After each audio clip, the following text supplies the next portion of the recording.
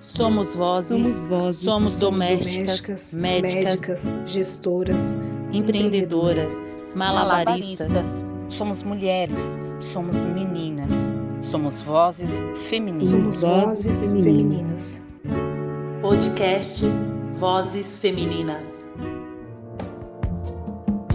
Olá, seja bem-vinda, bem-vindo e bem-vindes ao Vozes Femininas. Eu sou a Catiana e este é o primeiro episódio deste podcast que promete ser um espaço de muita troca e principalmente de ótimas histórias de mulheres maravilhosas. O Vozes Femininas é uma produção coletiva que tem a participação da Júlia Lúcia, da Kelly Baptista e da Ju Dias. A cada episódio, eu, Catiana Normandia, divido a apresentação com uma destas deusas. E neste episódio de estreia, quem me acompanha é a Kelly Baptista. Olá, Kelly! Olá, Catiana, e a todos os nossos ouvintes. E a nossa convidada do Vozes Femininas de hoje é a jornalista, poetisa, escritora, idealizadora do coletivo Mijiba e integrante do Sarau das Pretas, Elisandra Souza. Seja bem-vinda, Elisandra, ao nosso podcast. Bom, eu que agradeço o convite, né? É uma honra fazer parte aí dessa estreia, né? Estou super ansiosa para ouvir e obrigada pelo convite. Axé para nós. Axé, irmã. Maravilhosa. Muito obrigada, Elisandra. Elisandra, você se identifica como semeadora de literatura negra feminina. Conta pra gente um pouco quem é Elisandra Souza. Bom, Elisandra Souza, antes de mais nada, eu costumo dizer que eu sou uma leitora, né? Se eu me tornei escritora porque eu sou uma pessoa apaixonada por livros, né? E aí, quando eu falo da relação de semear a literatura negra feminina, é por conta que esse espaço é muito invisibilizado, né, para escritoras negras, e normalmente o que acontece é apenas uma escritora negra que acaba se destacando, né, como se uma única voz negra pudesse representar o todo, né? Então, os trabalhos que eu desenvolvo com o coletivo Mijiba, né, é justamente esse, de pluralizar as vozes, né, e as identidades de mulheres negras. Então, eu sou poeta, sou escritora, sou jornalista de formação e sou arte educadora também. Maravilhoso. E como você disse, você tem um coletivo, Mijiba, né, que é uma palavra originária do Zimbábue, que significa jovem mulher revolucionária. Quando pensamos em uma mulher negra na periferia de São Paulo, que eu acredito que é onde você foi criada e tem várias experiências, eu gostaria de saber o que vem à sua mente e como essa vivência está presente em toda essa sua produção. Então, essa palavra, né, eu gosto muito de falar a história dela, porque eu encontrei num livro de literatura, né, e aí em 2012 eu fui para Moçambique e lá eu conheci um zimbabuense, eu fui toda empolgada querendo saber a história dos Mijibas, e ele falou, não, Mijiba eram os homens. E aí eu falei, nossa, eu nunca vou contar essa história no Brasil, porque vai acabar com a história do meu coletivo, né, porque eu falo que as mulheres e tal. E aí, depois, refletindo, enquanto escritora, eu acredito na realidade literária, né? Ainda que essas mulheres possam ou não ter existido historicamente, elas existiram dentro da cabeça de uma escritora que tornou, né, essa realidade dentro de uma publicação que chegou até o meu conhecimento, né? A história das Mijibas. Mijibas, né, de acordo com a J. Nozipo Marari, que é uma escritora do Zimbábue, foram mulheres guerrilheiras, né? Mulheres que lutaram pela independência de Zimbábue. E eu me identifico total com esse livro, que é Zenzele, uma carta para minha filha. Eu falo que é a minha Bíblia, assim, quando eu preciso ouvir conselhos, né? Ela é uma carta que a mãe faz para a filha, que vai viajar para a Europa, e a mãe escreve nessa carta tudo que essa filha não pode esquecer. E aí, né, apesar de ser contexto África, né, contexto Europa, eu me identifico muito pela minha trajetória, né, de ter nascido na cidade de São Paulo e ter sido criado no interior da Bahia, na cidade de Nova Soure, de ter estado em trânsito, né? Apesar de ser o mesmo país, a gente tem uma diversidade e uma diferença regional muito grande, muito gritante, né? Inclusive, eu conheço muitas pessoas da Bahia, da arte, né? Tem uma invisibilidade, tem uma hierarquização das informações que chegam do Sudeste e do Nordeste, né? Então, eu me identifico com esse livro por isso. E ser da periferia tem essa minha vivência do Nordeste é muito atrelado, né?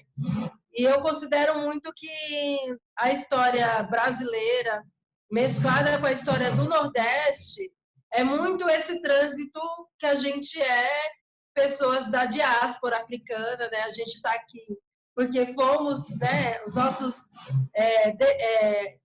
nossos ancestrais foram sequestrados e a gente veio parar nessas terras, né? Mas a nossa vivência é a vivência de, né? Por eu ter tido essa experiência de ir para Moçambique, eu voltei muito brasileira, assim, entendendo que tem uma parte nossa de ser brasileiro, e não é ser nacionalista, de ser um negro brasileiro, uma negra brasileira, que a gente tem uma herança muito forte dos três povos, e que é inegável, está no nosso jeito de falar, está na nossa cultura como um todo, né? E o nosso lado indígena também, que muitas vezes, até por nós negros, a gente acaba deixando de lado, mas nossa história é muito atrelada com a história indígena, né? Dos povos indígenas. E é muito louco, assim, né? Porque a minha experiência enquanto mulher negra brasileira, latina, né? A gente também acaba não tendo essa identidade latino-americana, e aí quando você viaja para outros países, você é latina, aí você tem aquele estranhamento, porque a gente tem construído uma identidade de ser uma mulher negra, né, por exemplo, aqui no Brasil, né? E aí ser da periferia, eu acho que essa mistura, essa complexidade de elencar nossas histórias, exaltar essas histórias que a gente tem, e aí enquanto escritora, eu estou nessa disputa aí da gente criar um imaginário brasileiro que a gente tenha personagens, homens e mulheres negras, que tem uma trajetória mais completa, mais complexa, né? Porque a gente, quando é retratado dentro da literatura, somos retratados de formas estereotipadas, né? Tanto os homens quanto as mulheres negras, né? As mulheres negras ou tá ali na servidão, quer dizer, tá sempre na servidão, às vezes com o corpo, às vezes com a comida, né? Às vezes com o trabalho doméstico, né? Então, e nós, mulheres negras, somos múltiplas, somos complexas, temos diversas, né? Nós três aqui, por exemplo, nós temos profissões diferentes, temos fenótipos diferentes, mas somos três mulheres negras, né? E aí, essa diversidade eu tento colocar dentro da minha literatura também. Ai, que maravilha! E aí, Eli, você falando sobre isso, né? Dessas questões, Elisandra, de sermos diversos, né? Dessa pluralidade. E quando a gente fala, o episódio hoje mesmo tem um nome, Rompendo o Silêncio através da escrita. Você acredita que, sendo essa escritora negra, periférica, mulher, né? Consegue romper esse silêncio, consegue trazer essa diversidade para a sua escrita? Como é que você se sente nisso? Esse ano mesmo você lançou seu primeiro livro, né, de contos, O Filha do Fogo.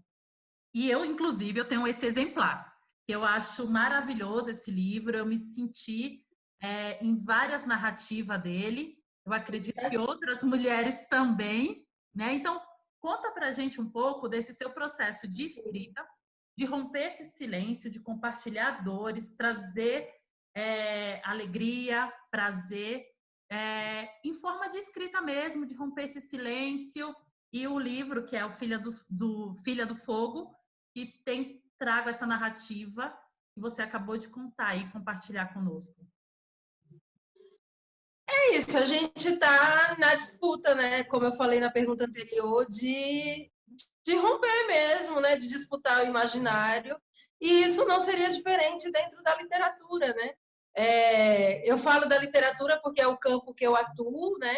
Mas a gente entende que na sociedade inteira a nossa principal barreira enquanto mulher negra é a questão racial e a questão de gênero. Só que, enquanto mulheres negras, a gente não consegue hierarquizar as opressões, né? A gente não sabe se está sofrendo preconceito por ser mulher ou por ser uma mulher negra, né? Por ser uma mulher da periferia, né? É uma escala de opressões aí que faz com que as nossas vozes não sejam ouvidas, sejam silenciadas. Ainda que hoje eu tenha um papel, né, dentro desse cenário de literatura periférica, né, se forem falar de escritoras mulheres, meu nome vai ser citado com certeza, porque faço parte dessa história, né, sou uma das fomentadoras, né, tanto enquanto poeta, tanto como editora, né, essa difusão mesmo da literatura. E assim, a gente vai tentando de várias formas romper esse silêncio.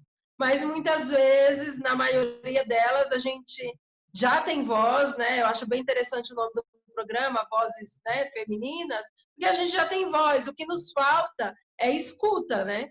Porque agora a gente já tem oportunidade, teve um período da história que a gente não tinha oportunidade de falar. Hoje a gente, com mecanismos, né, de redes sociais, né, de diversos canais, a internet favorece muito essa pluralidade de vozes, mas nos falta escuta ainda, né? A gente tende a escutar sempre as mesmas pessoas. E aí mesmo falando de pessoas negras, né? É importante ouvir pessoas negras, né, de diversas áreas, mas o sistema como um todo, por conta do racismo, e para não dizer que não é racista, ele elege uma pessoa negra em cada área. Então, não vai ter duas escritoras do momento, né? Pode ter como agora, por exemplo, a gente tem a Djamila, né? Que essa semana passada, foi essa semana, ela entrou no recorde de ter o livro dela, o Pequeno Manual Antirracista, com o maior número de vendagens, né, no Brasil, né? Hoje a Djamila Ribeiro é a pessoa negra que mais vende livro no Brasil, né? E aí a gente tem a Conceição Evaristo, que tem um reconhecimento tardio, né? Ela que está com 73 ou 74 anos, né? Que tem esse reconhecimento depois de já mais de 20 anos de carreira, né? De estar dentro de Cadernos Negros, né? Então, romper esse silêncio, a gente está lutando para fazer isso, né? De diversas formas, de diversas áreas, mas ainda temos que romper com esse lance de eleger um único negro para as coisas. Então, a gente, né, enquanto pessoas negras, a gente sente necessidade de ver uma representação, mas a gente tem necessidade de se autorrepresentar. Então, a gente quer fazer as coisas também. Eu acho isso muito genuíno, né? A cultura hip-hop, quando eu conheci, em 96, me instigou muito. Eu ouvia as músicas e eu tinha vontade e necessidade de colaborar com aquela cultura, né? Ainda que eu não tivesse os talentos para dançar, grafitar, ser uma cantora, né? Enfim. E aí a minha forma que eu encontrei foi fazendo fanzine. E aí sobre o Filha do Fogo, né? Que é o meu primeiro livro de contos. Esse livro nasce de um processo de insegurança muito grande. E aí de encontrar pessoas no caminho e falou assim, esses contos têm que ser publicados. Você tem que dar um jeito de publicar. E aí é muito louco, porque eu já vinha, né, falando que eu queria fazer um livro de contos, já tinha os textos, tinha textos que foram retrabalhados, né, a professora Luciana Moreno, que é a pessoa que pegou da minha mão e falou, não, vamos trabalhar esses contos. E ela doou o tempo dela, leu junto comigo, ela falou, é isso mesmo que você quer dizer? Dentro do conto, você só consegue imaginar, talvez, como mais ou menos é o personagem, mas mesmo eu imaginar uma mulher de cabelo cacheado, eu vou imaginar uma mulher, a Catiana vai imaginar outra, você, Kelly, vai imaginar outra, né? Ainda que né, enquanto escritora, eu direciono para você construir esse imaginário, você vai imaginar as mulheres que você vê, né, que às vezes não é a mesma que a minha, né? Então, dentro do Contos foi desafiador por isso, então eu tinha muita insegurança, muito medo de derrapar nessa construção de personagens, né, para não cair justamente em estereótipos, né, tentar ter personagens. As minhas personagens, a maioria são personagens mulheres, né, mulheres negras, né, as brancas aparecem ali sempre em alguma situação, mas raramente, né, acho que tem 2 ou 3 aparições assim de personagens brancos, que afinal a gente vive numa sociedade, né, miscigenada, uma sociedade que tem diversos povos, né? O nosso único problema é que só o único povo, né, é representado, né? E aí por isso que a gente quer a nossa briga e entender o quanto o racismo ele faz com que a nossa autoestima ela seja muito minada, né? Então demorou muito tempo para eu me perceber enquanto escritora e hoje alguém, o que você faz? Eu sou escritora. E sem nenhum pudor, né? Porque a gente faz, é escritora, mas você vive do quê? Não, eu vivo da escrita, eu vendo livros, né? Eu faço palestras, eu vivo da escrita, né? Na verdade, eu vivo das palavras em todas as minhas profissões, né? Tanto no jornalismo quanto na escrita, eu vivo das palavras, né?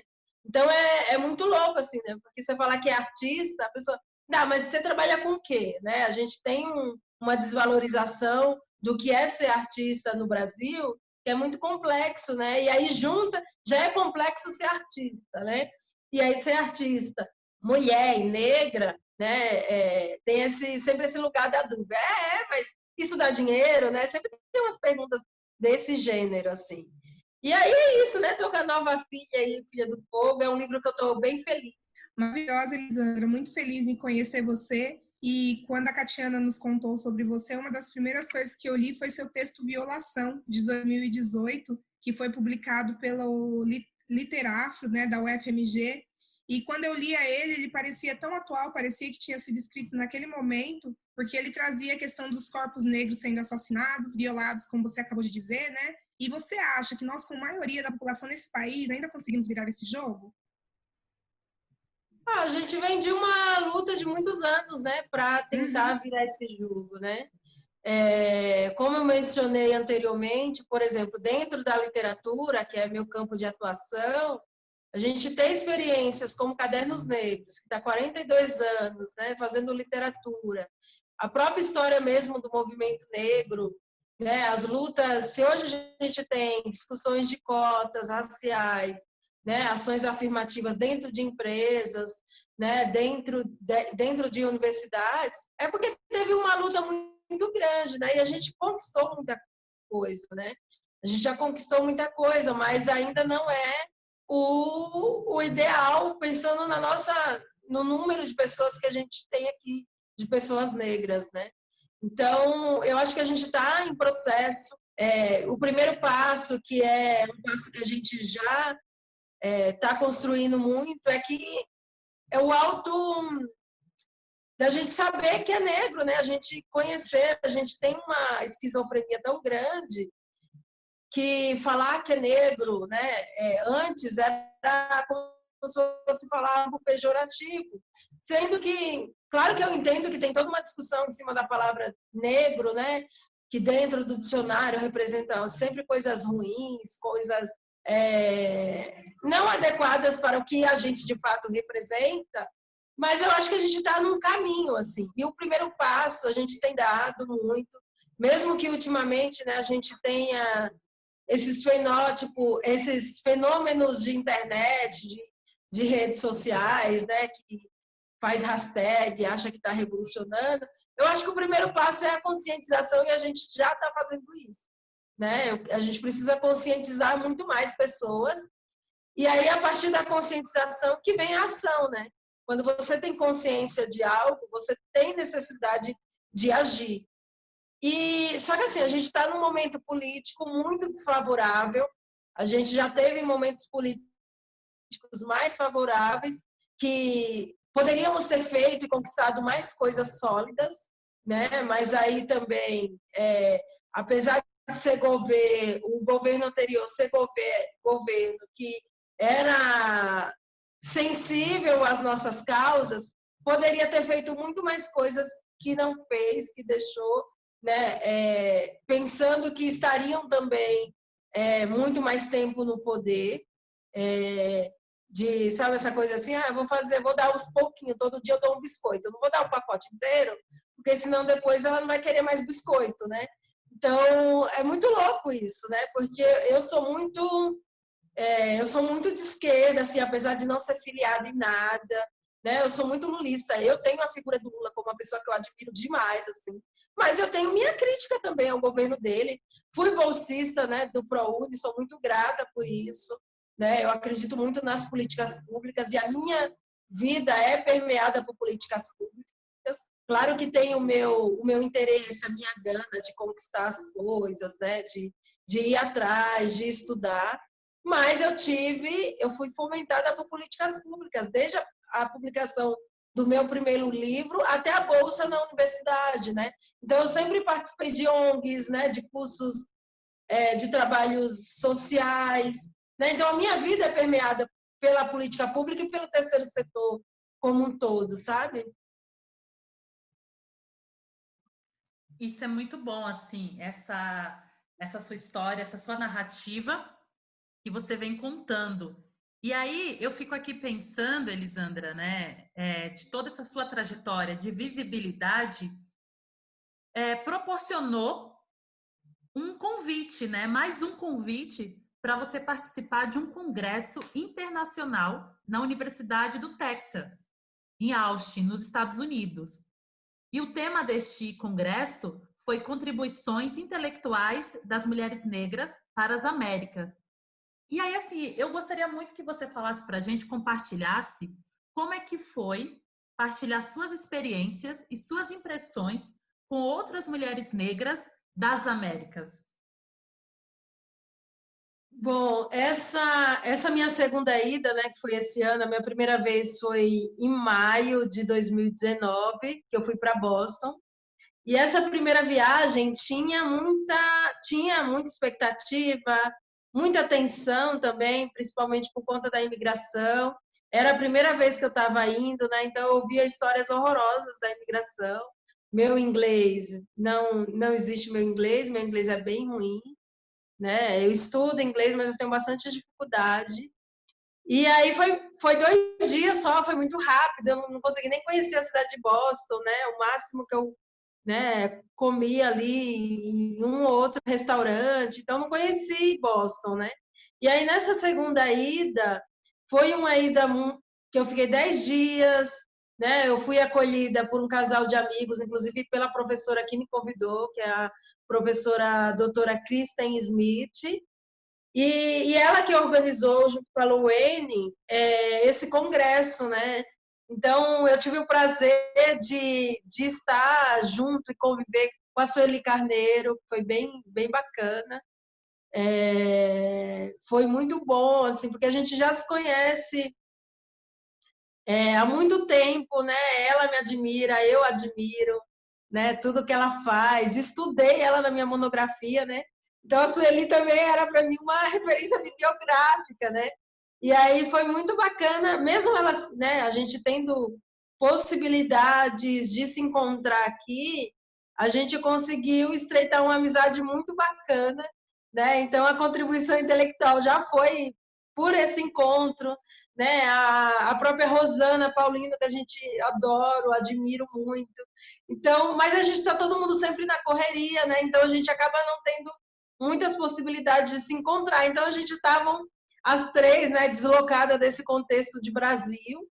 E a ida da Sueli também era muito esperada pela Kristen, né, pela Kristen Smith, por toda a representatividade que ela tem, né? Então a abertura foi com a minha poesia, né? Eu fiz uma performance, inclusive está disponível no YouTube essa abertura. Eu fiz a abertura do congresso e a Sueli fez o encerramento, né? Então foi muito significativo e simbólico, né? Eu me senti muito reconhecida, prestigiada. Eu acredito que gerou muitos frutos bacanas. Quando elas realizaram esse congresso, né, contribuição de mulheres intelectuais da América do Sul, né, só evidenciando, era muito provocando porque o conhecimento sempre vem de cima, né? Meio da América do Norte, né? A gente, enquanto brasileiro, a gente se inspira muito na experiência afro-americana, né? Que é bacana também, é importante, é inspiradora, sim. Porém, a gente tem aqui, né? A gente precisa que, sei lá, Angela Davis vem aqui, faça uma puta palestra e fala, mano, leia Lélia Gonzalez. Leia Lélia Gonzalez. E aí as pessoas, tipo, quem é Lélia Gonzalez, né? E aí, a partir daí, você vê vários jovens que... E aí, às vezes, eu tenho uma página de literatura negra feminina, e aí, sempre que eu peço contribuições, indica uma autora negra. Nunca é as nossas periféricas. Eu, no meu caso, né, que é a segunda viagem para os Estados Unidos que eu faço para falar da minha literatura, né, sendo uma escritora invisível aqui, né, no Brasil, né, que é isso, eu luto muito para que a minha literatura e a literatura de outras mulheres negras, as literaturas que a gente produz enquanto coletivo Migiba, seja lido, né? Então, é um esforço muito grande e a recompensa, às vezes, é pequena, né? O Marcelino tem uma frase que eu gosto muito, que ele fala assim, olha, se pensa, por que você está escrevendo, por que você faz literatura? Se tiver outras coisas que você quer fazer acima da literatura, vá fazer outras coisas. E aí, quando eu penso que eu posso fazer, além de literatura, além de lidar com as palavras, eu não encontro o que fazer, né? Porque eu me vejo nesse universo dos livros, né? Até conversa que não tem nada a ver, eu estou metendo os livros no meio, assim. Né? Eu falo dessa escrita 24 horas, né? Dessa nossa produção, né? Então, e aí muitas vezes é cansativo, né? Mas eu faço isso porque eu acredito que é importante, que fez diferença na minha vida e que pode fazer diferença na vida de outras pessoas, né? Enfim, me estendi na resposta. Imagina, não se estendeu, porque eu fiquei aqui imaginando esse encontro de tantas mulheres maravilhosas, o quanto que no congresso vocês ficaram costurando sonhos, projetos ali, né, entre vocês, conversando, porque a gente é assim, né, a gente quando se encontra, a gente fica costurando sonhos, projetos e um monte de coisa. E aí eu fiquei aqui refletindo e pensando também, quando você diz a questão da troca. E eu percebo muito que você tem isso e que você sabe aquela pessoa, aquela mulher que uma sobe e puxa a outra? Por quê? Nos seus livros, na produção, você sempre encoraja outras mulheres na produção, desde a diagramação até a revisão, né? Isso, vamos dizer que seria uma marca sua.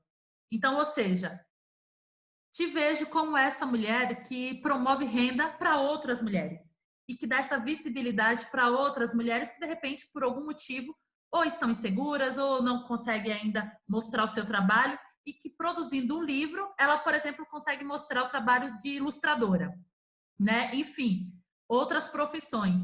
Você se considera, Elisandra, essa empresária literária que promove renda para outras mulheres também? Olha, é que quando fala a palavra renda, eu já imagino um salário mensal, né? Algo fixo, né? Isso a gente não faz, né? Isso a gente não consegue nem ter uma renda fixa nossa, né? Uma renda fixa para autora, por exemplo, né? Mas, assim, eu me considero uma difusora mesmo da arte negra no geral, né? Então, quando a proposta do Coletivo Migiba, nos nossos livros, é só trabalhar com mulheres negras, né? Eu entendo quando você quis falar da renda, né? Empresária, não me sinto empresária, talvez empreendedora, né? Talvez empreendedora, mas muito mais editora, né? É uma escritora que não... porque, assim, a gente tem... Quando eu faço essa crítica em relação a gente ter apenas uma mulher negra ou um homem negro representando todo, claro que eu quero estar lá nesse espaço também, né? Me coloco à disposição para estar nesse espaço, mas que é muito, muito ruim você ter só uma voz, sendo que a gente tem várias vozes, né? E aí, quando a gente fez, por exemplo, o primeiro livro do Coletivo Migiba é o Águas da Cabaça, né? O Águas da Cabaça, que foi o primeiro livro, que é de 2012, que é o meu livro de autoria, né, tem as mãos de 7 mulheres negras a gente só não conseguiu controlar na gráfica. A gente tem digamos que a gente criou um código de ética, né, em relação ao coletivo Migiba. Primeiro, que a gente trabalha só com mulheres negras. Segundo, que a gente fala de valorização do trabalho da mulher negra. E quando a gente começou a fazer o Migiba em Ação, que era um evento que a gente fazia aqui nos Três Lagos, a gente fez em 2004, 2005, só retomou em 2012, que era um festival que só mulheres negras se apresentavam, tal. A gente não tinha grana para oferecer a condução. E aí a gente convidava essas autoras que já tinham, essas escritoras, essas artistas, que já tinham muito pouco, né? Então chegamos à conclusão que falar de valorização também é pagar, né? E pagar para a gente, que é um coletivo de periferia, que a maioria dos nossos livros foram publicados por via de edital, né? Do edital do VAI, que é o Programa de Valorização de Iniciativas Culturais, são editais de baixo orçamento, então não dava para pagar aquele valor que a gente acredita que seja justo, né? Eu sou artista, né? Eu tenho uma dimensão de quanto é importante pagar um valor e pagar um valor justo, mas é dentro de um projeto com um edital de baixo orçamento. Então a gente criou essa regra de que valorizar era pagar, mesmo que o pagamento seja pagamento simbólico, que a gente, né, dentro do projeto, chamava muito e chama de ajuda de custo, né? Que você vai convidar aquele artista, mas tipo, ela não vai ter um custo para... ela vai oferecer a sua palestra, a sua poesia e tal, mas ela não vai ser onerada, não vai ter que tirar do dinheiro do seu orçamento do mês para pagar a condução para ir naquele evento, que é uma das coisas que eu brigo muito, né? Inclusive, eu já fiz um manual. Vou até repetir esse manual, né? Agora que está com as redes sociais, né? Todo mundo ativo, né? Como convidar escritoras negras, era o meu manual, assim. E aí eu sempre falava assim, o que convidar é 3 coisas. Eu não lembro agora se era TAA ou TAC, que era transporte, alimentação e ajuda de custo. TAA. Transporte, alimentação e ajuda de custo, porque você vai tirar aquela pessoa de casa, né? E aí uma coisa não exclui outra, né? Eu recebo uns convites que agora com lives a gente vai ter que se reformular também, né? Porque essa coisa da live, né? Dos convites virtual, que para mim é tão exaustivo quanto ir fazer uma palestra, né? É a mesma energia, a mesma pessoa, só não estou diante do público, né? Que aí as pessoas te convidam, no caso eu que tenho, né, essas publicações dos livros, vem aqui, que aí se der, alguém compra um livro, tipo, mano, não posso, tipo, primeiro que já teve um investimento inicial para fazer o livro, né, então comprar o livro não faz parte do meu pagamento, né, vem aí, tal, se der eu te dou uma carona até o metrô, né, vem aí, que para me divulgar o seu trabalho, divulgar eu consigo divulgar aqui nas redes, né? Não tem muito alcance, mas é uma divulgação já, né? Então é muito louco assim as irresponsabilidades que a gente tem com a arte, né? Assim, os professores são nossos parceiros, né? É parceiro dessa literatura periférica, né? Muitos deles, né, propõem coisas incríveis, mas às vezes vem convites, né? Outro dia eu recebi um convite que a pessoa falava assim, não tem cachê, a gente é uma escola, não sei o quê, inclusive os autores que vêm doam um livro. Eu falei assim, olha, eu fico muito feliz que tem autores que estão nesse patamar de fazer doação dos livros, mas eu não posso doar os meus livros, né? Os meus livros é uma fonte de renda, já teve um investimento, é uma publicação independente, e aí é muito cansativo você defender o óbvio, né? E aí, então, eu pratico com as outras pessoas, com as outras autoras, né? O que eu quero que faça comigo. Outra coisa também é esperar que eu fale. Eu queria te convidar para tal e tal coisa, aí eu só falta colocar assim, né, continue, né, e aí, tem uma ajuda de custo, tem um transporte, então, quando convidar, já falo, olha, é um projeto social, mas a gente consegue aqui a condução, Porque aí eu consigo avaliar, e a pessoa já quer saber a data, você fala que tem a data, e ela fala, mas a gente não tem grana. Tipo, e aí coloca a pessoa que está convidando numa situação constrangedora.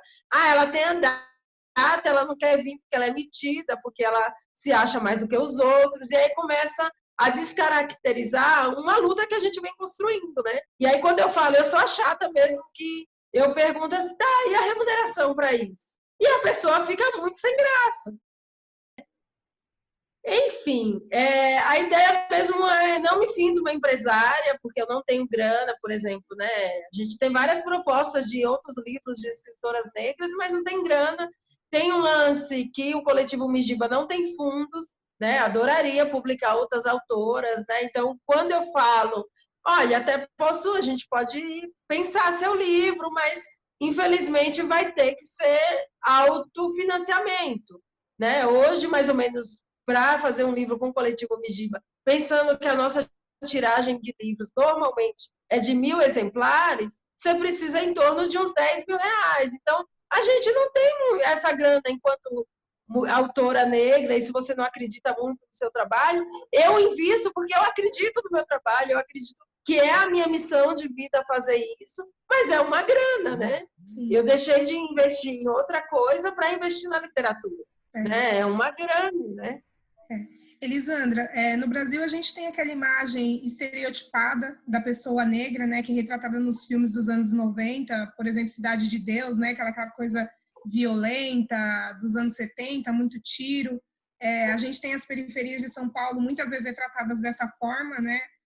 As pessoas te reconhecem pelo CEP, né, quando você fala de onde vem, e a gente que vive nesses territórios acaba sofrendo muita coisa, né?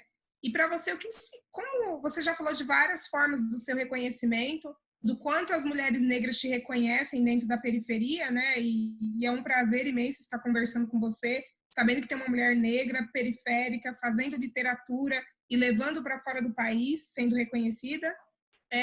Qual o sentimento que você tem?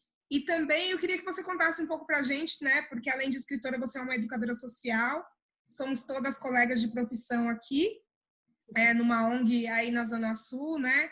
E nessas atividades que você fez, vocês produziram uma revista, né? Que a gente levantou, que se chama Revista Comunica a Gente. E nessa revista tem vários assuntos e uma diagramação muito bonita, muito bem pensada.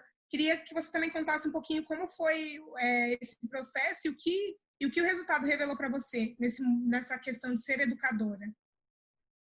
Então, eu, né, sou oficineira, né? Esse é o meu primeiro curso, né? O ano passado foi a primeira experiência de um curso mais longo, né?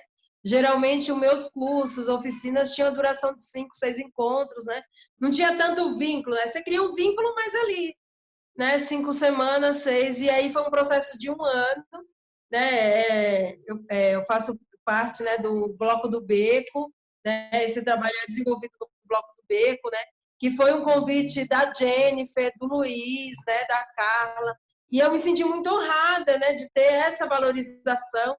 Esse convite foi por conta da minha experiência com a Agenda Cultural da Periferia, né? Eu trabalhei por 10 anos na ONG Ação Educativa, fazendo a Agenda Cultural da Periferia, e aí foi essa forma mesmo, né, de contribuir com o Jardim Ibirapuera, né, deles trazerem jovens para dentro do Bloco do Beco, né? Então, eu estou me aprendendo nesse espaço, né? Esse ano eu divido as aulas com o Daniel Fagundes. O ano passado o curso chamava curso de comunicação, agora é um curso de cinema e jornalismo periférico, né? E tem sido muito gostoso, né? Estava sendo um processo bem bacana. A gente estava com uma turma de jovens bem legais, mas aí veio a pandemia, a gente está tentando fazer alguma coisa online, né? Mas a gente tem a dificuldade, sabemos que os nossos jovens são de periferia, então tem a dificuldade deles do acesso, né? A escola tem massacrado com os conteúdos de aula online, né? Então eles estão super sobrecarregados e não têm acesso. Mas essa experiência, para mim, eu sou muito grata ao Bloco do Beco por esse convite, né? Por eu poder ver meu potencial também nessa área. É muito difícil você dar aula para adolescente, porque em uma aula, a aula é muito produtiva, muito bacana, na outra a aula já não é tanto, né? Então depende muito do estado de espírito dos adolescentes, né? E deixar eles instigados é desafiador. A gente já foi jovem, a gente sabe quanto é difícil ficar parado e quieto no lugar, né? Então essa revista em especial, né? Ela tem uma homenagem que a gente foi muito feliz de fazer ao Seu Escurinho, que faleceu agora recentemente, com 83 anos, né? Um tocador de acordeon, sabe? E aí eu fiquei muito feliz que o bloco conseguiu fazer essa homenagem em vida para ele, né? Tanto na revista quanto homenagearam ele no carnaval desse ano, né? Ele estava super feliz, super saudável lá e recebeu essa homenagem em vida, né? Que é uma figura, 83 anos, numa saúde, tinha voltado a ir para a sala de aula, né? Estudava na Fundação Julita, uma figura. E ele ficou tão lisonjeado com a revista que ele falava assim, eu saí de uma revista. E mostrava a revista para todo mundo, né? Então, acho que foi um dos presentes, né? Foi o carinho dele com a revista, as fotos que a gente fez para ele, né? No bairro, ele com o acordeão dele. E aí ele veio todo arrumado, parecia que estava indo para um baile, assim. Foi muito bonito, assim. Elisandra Souza, muito obrigada pela sua participação neste primeiro episódio, que foi um presente para nós, do Vozes Femininas. E gostaríamos que nos brindasse com a leitura do poema de sua autoria, que foi escolhido pela nossa produção, chamado Calar o Grito, Gritar o Silêncio, publicado em 2012 no livro Águas da Cabaça. Pode ser? Pode sim. Calar o grito e gritar o silêncio.